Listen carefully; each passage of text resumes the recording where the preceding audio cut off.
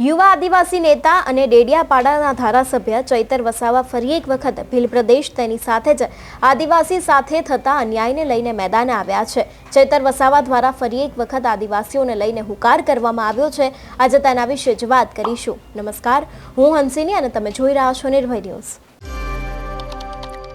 ગુજરાતમાં આદિવાસી વિસ્તારમાં વિકાસ નથી, એટલું જ નહીં અત્યારે હાલ ભીલ પ્રદેશની માંગણીને લઈને પણ અનેક એવા આદિવાસી નેતાઓ મેદાને આવ્યા છે। ત્યારે ચૈતર વસાવાનો ફરી એક વખત નવો હુંકાર સામે આવ્યો છે। ચૈતર વસાવા આ વિષયને લઈને શું કહી રહ્યા છે, સૌથી પહેલા તો તે સાંભળીએ। મંચસ્થ આજ વિસ્તારના સામાજિક આગેવાન એવા ફુલસિંહભાઈ, સુરેશભાઈ અને આગલી વરોડમાં બેઠા છે એવા doctor દયારામભાઈ, doctor Prafulbhai, doctor Rajbhai, પૂર્વ નર્મદા જિલ્લા કારોબારી અધ્યક્ષ એવા બહાદુરભાઈ, ભરૂચ જિલ્લા સિંચાઈ સમિતિના ચેરમેન એવા પરેશભાઈ, સાથે સાથે ગિરધરભાઈ, સ્નેહલભાઈ, દેવેન્દ્રભાઈ, જગદીશભાઈ, તમામ મંચસ્થ આગલી હરોળમાં બેઠેલા સરપંચશ્રીઓ, તાલુકા સભ્ય, પૂર્વ સભ્ય અને આજુબાજુ ગામમાંથી પધારેલા વડીલો, યુવાનો અને માતા બહેનો, સૌને મારા ઉલગુલાન आपकी जय, स्वकर्ता पितृ की जय, जय जोहार, जय प्रकृति, जय भारत, जय भील प्रदेश।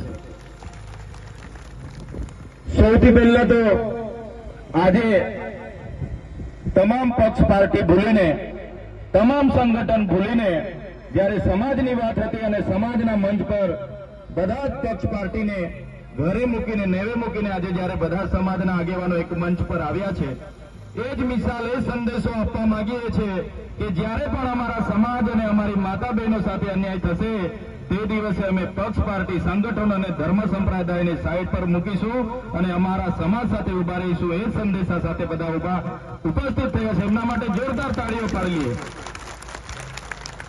સાથીઓ, કહેવાય છે ઇતિહાસમાં કે 60 લાખ વર્ષ પહેલા આ પૃથ્વી પર માનવ સભ્યતાની અસ્તિત્વ થયું હશે એવી માનવામાં આવે છે। 50 વર્ષ પહેલા માનવીનો શારીરિક અને માનસિક વિકાસ આ ધરતી પર થયો હોય એવું માનવામાં આવે છે। આશરે 10,000 વર્ષ પહેલાથી ખેતીની સંશોધન થયું, શોધ થઈ અને જ્યારથી ખેતીની શોધ થઈ ત્યારે આદિવાસી સમાજે ખેતીની જમીન, એ જમીનનો માત્ર પોતાના નિર્વાહ માટે ઉપયોગ કર્યો છે। ક્યારે આદિવાસીએ પ્રકૃતિ સાથે કે ખેતીની જમીન સાથે પોતાના હિતો સ્થાપિત નથી કર્યા, પોતાના સ્વાર્થ માટે સમાજના હિતોને ક્યારે અવગણના નથી કરી। આજે પણ આદિવાસી સમાજ આ ધરતીને માતા તરીકે માને છે, પ્રકૃતિને પૂંજે છે।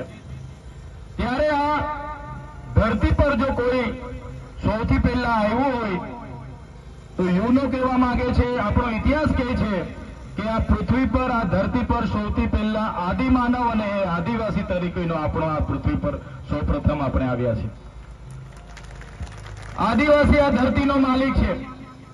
આપણા આ વિસ્તારોમાં નાના નાના કબીલાઓ હતા, સરદારો હતા, આપણા નાના નાના રજવાડો હતા, રાજાઓ હતા, પણ સભ્યતા સમાજની વાત કરનારાઓ સમાજોએ વિદેશીઓના આક્રમણો થયા, આર્યો આવ્યા, શકો આવ્યા, હુણો આવ્યા, જમીની માર્ગે જેને પણ આ દેશમાં ઘૂસવાનું મળ્યું એ બધી જ પ્રજાતિઓ અહીંયા આવી।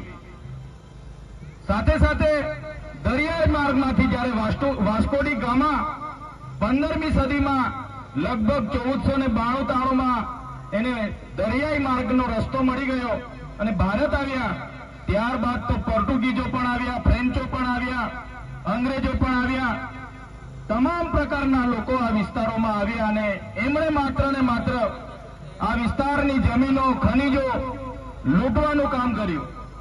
જે આદિવાસી સમાજ પોતે સરળ હતો, સંવેદનશીલ હતો, પોતે પ્રકૃતિ પૂજક હતો, પ્રકૃતિના મૂલ્ય સાથે જીવતો હતો, સહકાર સાથે જીવતો હતો, જે ક્યારેય કોઈનું શોષણ નહોતો કરતો, શોષણ મુક્ત જીવન હતું, ત્યારે આવા લોકોના અતિક્રમણો થવાથી સંઘર્ષો થયા, આપણા રજવાડાઓ ગયા, આપણા રાજાઓને બંદી બનાવવામાં આવ્યા, મારી નાખવામાં આવ્યા અને જ્યારે જળ, જંગલ, જમીન, ખનિજ સંપદાઓ પર જ્યારે બીજા લોકોએ રાજ કરવાનું શરૂ કર્યું, એને સંપત્તિ તરીકે વિકસાવવાનું શરૂ કર્યું, ત્યારથી લઈને આજ દિન સુધી આદિવાસી સમાજનું શોષણ થતું આવ્યું છે. એમાં ટેન્સા ખોદતા હશે કે ખાડા ખોદતા હશે, એમને એકવાર તમારો અમારા સંદેશા પહોંચાડી દેજો.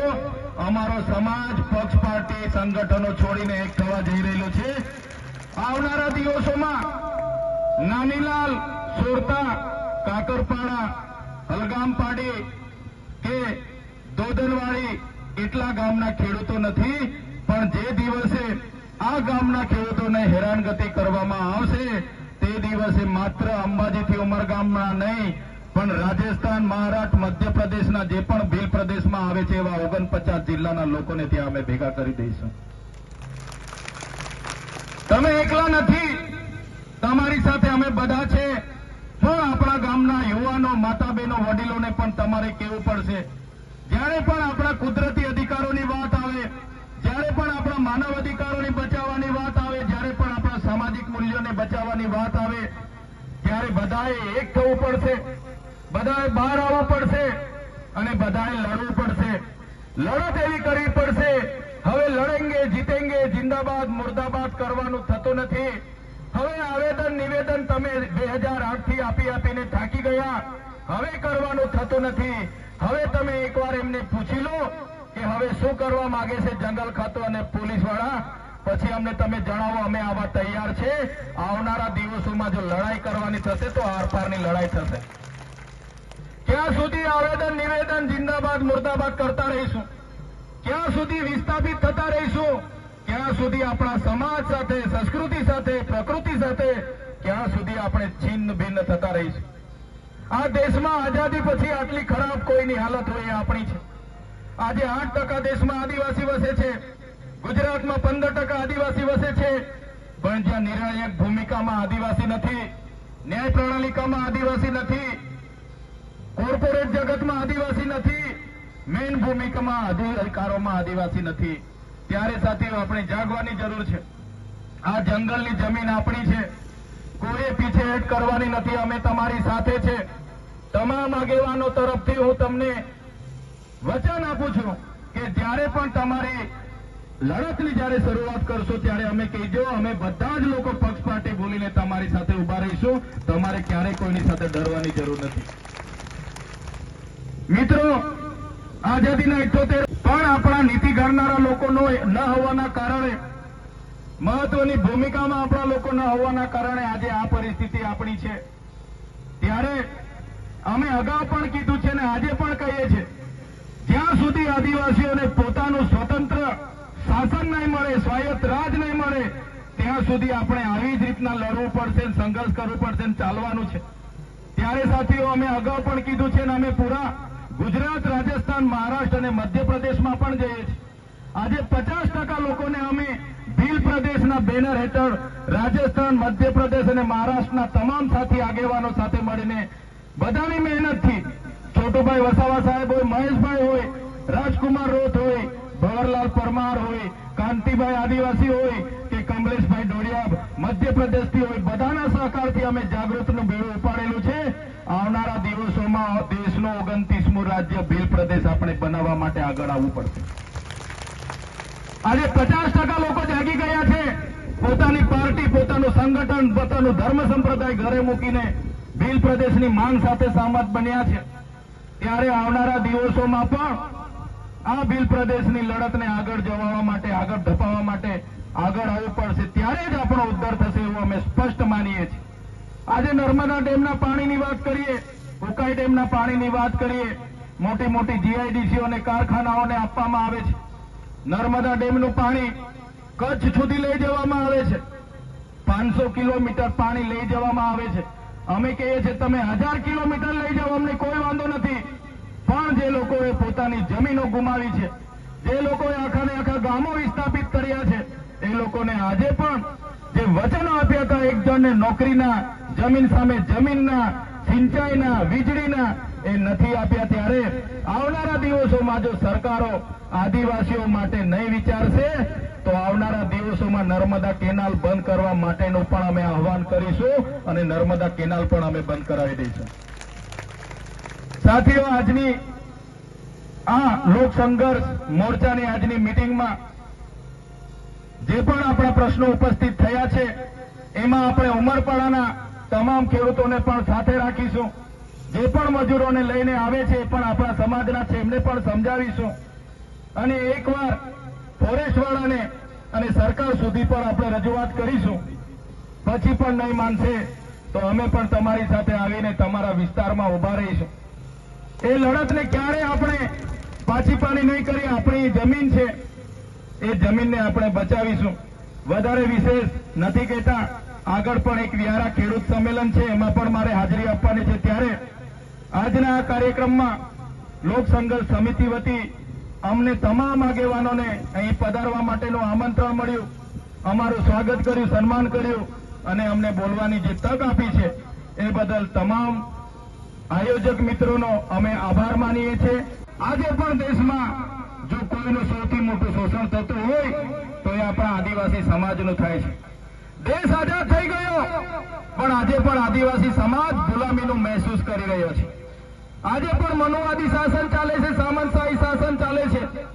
આજે પણ આદિવાસી સમાજ પોતાની પ્રકૃતિ, પોતાની સંસ્કૃતિ, પોતાના સમાજ સાથે છીનબીન થઈ ગયો છે.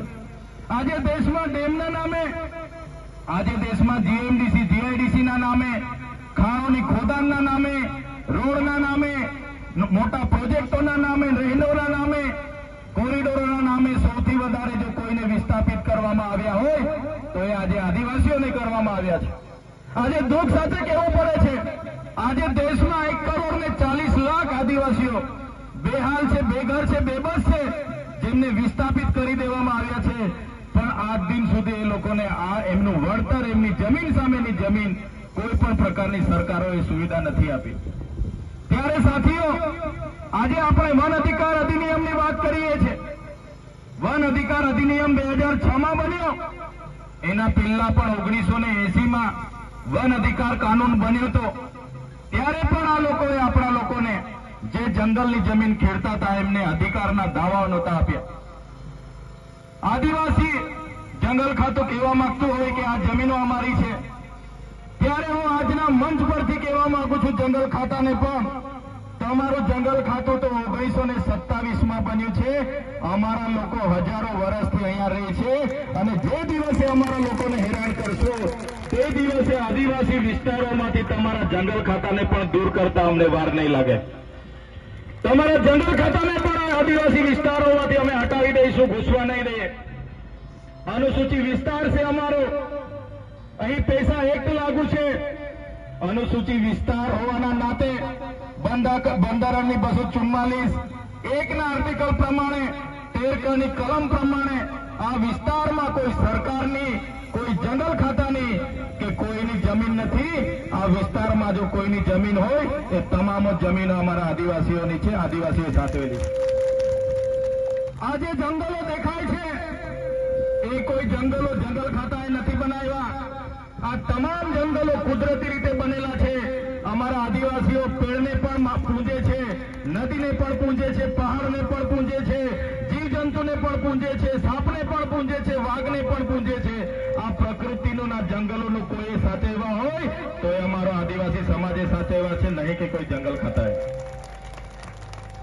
ત્યારે 1980માં પણ આપણને દાવા હક નથી મળ્યા અને 2006માં જયારે કાનૂન બન્યો, એ કાનૂન અંતર્ગત પણ જે લોકો વર્ષોથી પોતાની પરંપરાગત રીતે ખેતી કરતા હતા, રહેઠાણો હતા, એમના નિયમ અંતર્ગત એમને જમીન આપવા માટે 2006ના અધિનિયમના કલમ 3માં પ્રકરણ 4 અને /5માં લખેલું છે, કોઈ પણ આદિવાસી પરંપરાગત રીતે રહેઠાણ કરે, ખેતી કરે, એને કોઈ પણ રીતે એને દૂર નહીં કરી શકાય, એનું દબાણ હટાવી નહીં શકાય. એની માન્યતા જ્યારે પણ એની ખરાઈ કરવાની થાય, એની ખરાઈ કર્યા સિવાય ક્યારે પણ આદિવાસીને કનગડત નહીં કરી શકાય. એ સુપ્રીમ કોર્ટનું જજમેન્ટ છે, છતાં આ જંગલ ખાતાવાળા હેરાન કરે. સાથીઓ, આપણે તૈયાર થવું પડશે કાયદાકીય રીતે પણ. અહીંયા ઘણા એડવોકેટ મિત્રો પણ હશે. જો સુપ્રીમ કોર્ટ આવું કહેતી હોય અને આ ફોરેસ્ટ વાળા એમની મનમાની કરતા હોય તો કોર્ટ ઓફ કન્ડેમ કરવા માટે પણ આપણે તૈયાર રહેવું પડશે. એ લોકોને કોર્ટમાં લઈ જવા માટે પણ તૈયાર રહેવું પડશે. આ વિસ્તારમાં 1968માં જયારે ઉકાઈ બાંધવામાં આવ્યો, ઉકાઈ ડેમ બાંધવામાં આવ્યો, ત્યારે ત્યારે આ જ ગામોને વિસ્થાપિત કરીને આ વિસ્તારોમાં મૂકવામાં આવ્યા છે. આજ દિન સુધી જમીન સામેની જમીન નથી મળી. એક વ્યક્તિને સરકારી નોકરી આપવાની વાત હતી, મફત વીજળી આપવાની વાત હતી, મફત સિંચાઈનું પાણી આપવાની વાત હતી, છતાં પણ આજે આપણને મળ્યું નથી. ત્યારે આ દુઃખની વાત છે. ઉકાઈ ડેમ હોય, કાકરાપાળ હોય, નર્મદા ડેમ હોય કે કડાણા ડેમ હોય કે કરજણ ડેમ હોય, જે પણ મોટા મોટા પ્રોજેક્ટો આવે છે એમાં આદિવાસીઓ પોતાનું ખૂબ મોટું યોગદાન આપ્યું છે. છતાં આજે દેશમાં 80% આદિવાસી ગરીબી રેખાની નીચે જીવે છે. કહેવાય છે કે ખનિજ સંપદા પૂરા દેશમાં 85% આદિવાસી વિસ્તારોમાં છે. આદિવાસી વિસ્તારોમાં આટલું મોટા પ્રમાણમાં ખનિજો હોવા છતાં આ પરિસ્થિતિ આપણી પેદા થઈ છે. ત્યારે સાથીઓ, આજના આ મંચ પરથી કહેવા માંગીએ છીએ, અંગ્રેજોને કાઢવા માટે સૌપ્રથમ તો સંતાલની ક્રાંતિ થઈ. એ ક્રાંતિ 1857 પહેલાની ક્રાંતિ હતી. ત્યારબાદ રાજસ્થાનની વાત કરીએ, રાજસ્થાનમાં પૂંજા ભીલ હોય, ત્યાંની હલ્દી ઘાટીની આપણી હલ્દીબાઈ હોય, મધ્યપ્રદેશની વાત કરીએ, ચીતુ કિરાડ હોય, ટાટિયા ભીલ હોય, ઉમાજી નાયક હોય, તમામ લોકોએ, ત્યાંની રાણી દુર્ગાવતી હોય, ઝલકારીબાઈ હોય, તમામ લોકોએ જે તે સમયે પોતપોતાની રીતે બને એટલા અંગ્રેજો સામે એમણે યુદ્ધો કર્યા, ક્રાંતિઓ કરી. મહારાષ્ટ્રમાં ખાદ્ય નાયક, ઉમાજી નાયક હોય, માંગોરા નાયક હોય, તમામ લોકોએ, રામદાસ મહારાજ હોય, ગુલામ મહારાજ હોય, બધા જ લોકોએ પોતપોતાની રીતે ક્રાંતિ કરી. 1857માં પણ તાત્યા ટોપેની સાથે કે ગમે તે જગ્યાએ કોઈ પણ લોકોને જ્યાં પણ તક મળી, હજારોની સંખ્યામાં આદિવાસીઓ આ દેશને કઈ રીતના આઝાદ કરવો, અંગ્રેજોને આ દેશમાંથી કઈ રીતના કાઢવા, એ ક્રાંતિમાં જોડાઈ ગયા. ઝારખંડ, બિહારની વાત કરીએ, બિરસા મુંડા હોય, સિંધુ કાનો હોય, ઝાલો ફૂલો હોય, તમામ લોકોએ જે તે સમયે પોતાની આહુતિ આપી દીધી, શહીદીઓ ઓરી લીધી. માનગઢમાં ગુરુ ગોવિંદજીએ ત્યાં સમસંભા મળી, સ્વાયત્ત રાજની માંગ કરી અને સામંત રાજાઓ અંગ્રેજોએ ગોળીબાર કરીને 1500 થી પણ વધારે લોકોએ ત્યાં મોતને ભેટીને શહીદી ઓરી. આ આપણો ક્રાંતિકારી, તે સમયનો આપણો ક્રાંતિકારી જોશ હતો. આપણા લોકોએ આટલી મોટી ક્રાંતિઓ કરી, છતાં દુઃખ સાથે કહેવું પડે છે કે દેશના ઇતિહાસમાં ક્યાંય આપણા લોકોને સ્થાન નથી મળ્યું. સાથીઓ, અંગ્રેજો તો આ વિસ્તારમાંથી જતા રહ્યા. 1997માં દેશ આઝાદ થયો. લોકશાહી તાંત્રિક પ્રમાણે લોકશાહી દબે નવી સરકારો બની, પણ જે અંગ્રેજોની નીતિઓ હતી એ નીતિઓ ચાલુ રાખી.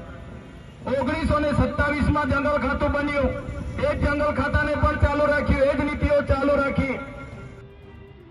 જે પ્રમાણે અત્યારે હાલ ભીલ પ્રદેશનો મુદ્દો ચાલી રહ્યો છે, એટલું જ નહીં, અત્યારે હાલ આદિવાસીઓ સાથે જે અન્યાય થઈ રહ્યો છે તેને જ લઈને ચૈતર વસાવા હવે મેદાને આવી ચૂક્યા છે.